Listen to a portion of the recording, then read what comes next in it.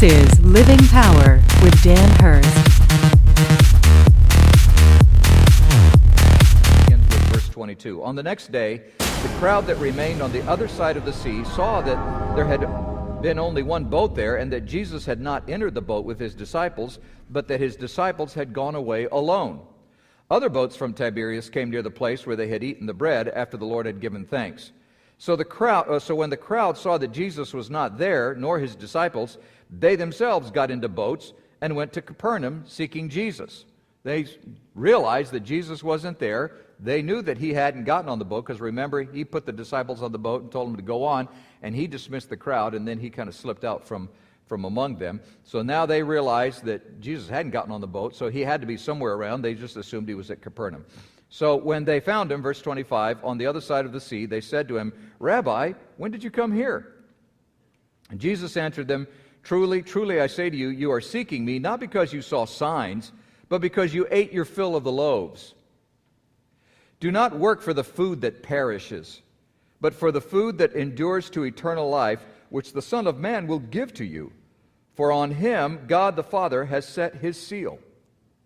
Then they said to him, "What must we do to do the works of God?" Remember, he had just said, do the work don't work for food. In other words, work for those things, not just food, but for those other things. Well, what do we need to do? What kind of work is that, they say.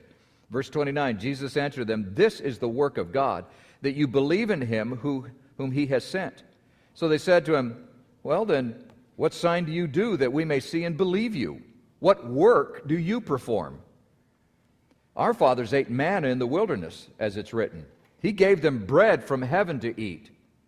Jesus then said to him, "Well, truly, truly I say to you, it wasn't Moses who gave you the bread from heaven, but my Father gives you the true bread from heaven."